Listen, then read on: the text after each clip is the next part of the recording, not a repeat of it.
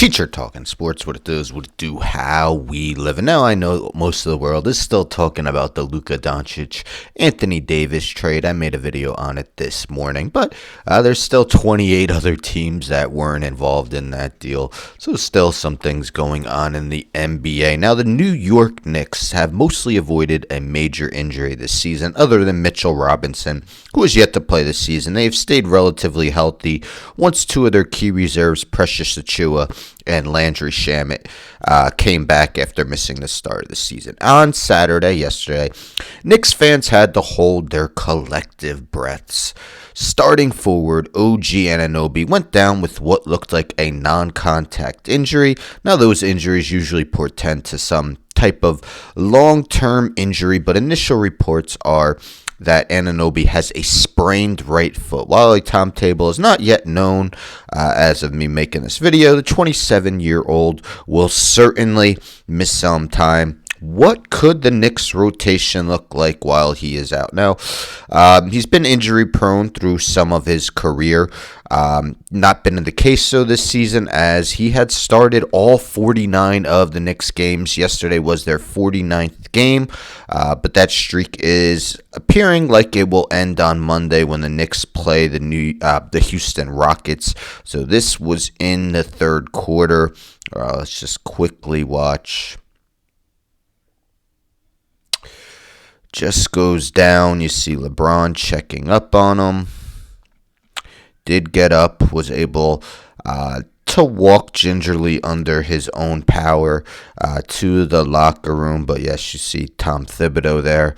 Definitely concerned, and it's unfortunate because he has had his injury history. Got hurt in the playoffs last year, missed a bunch of time with an elbow injury after getting acquired by the Knicks in the regular season.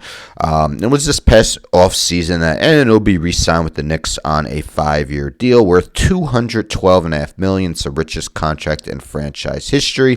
This season, he's averaging 16.4 points, 4.7 rebounds, 2 assists, 1.4 steals, 0.9 blocks.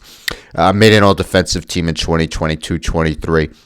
While with the Raptors, and he was trending towards being in consideration again for those honors. So what could the rotation look like while he is out? Again, not clear exactly how long he will be out. Of course, the Knicks will need to make a change to their starting lineup. Now, one of the candidates is definitely Miles Deuce McBride. 24-year-old did play the first 10 minutes of the fourth quarter for New York on Saturday before Thibodeau emptied the bench due to the game being out of reach.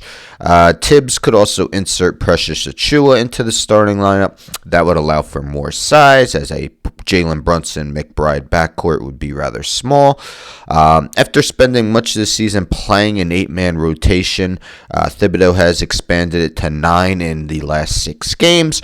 After Achiuwa and Shamet missed a bunch of time to begin the season, they've become staples off the bench. Cameron Payne has shot nearly 40% from three-point range as the backup point guard. Now, will Tibbs go back to an 8-man rotation if McBride enters the starting lineup? Because you figure if Achiuwa enters the starting lineup, they will need that backup big for sure. And that would, in all likelihood, be Jericho Sims. Sims started 5 games at center this season when Karl Anthony Towns has been unavailable. Now, if Mitchell Robinson were to return before Anunoby, it's unclear when Robinson's going to return. He could be that 9th player. Tibbs could also insert Robinson as the starting center, play Towns at power forward, where he played alongside Rudy Gobert with the Minnesota Timberwolves. Also, the NBA trade deadline is this Thursday. Will the Knicks front office feel more inclined to make a move with Anunoby out, especially if he's expected to miss ample time?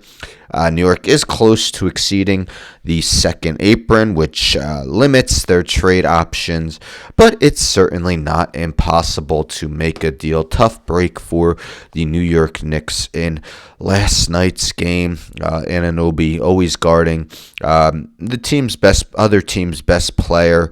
Mikal Bridges might have to do that more frequently now. We'll see how it affects the Knicks in upcoming games because, I'm sure it's going to be an injury that will likely keep them out at least until the All-Star break, if not longer. Anyhow, don't forget to subscribe. Tell a friend, tell a friend, tell a friend to subscribe. Like the video, share the video, hit the bell for notifications. I'm out.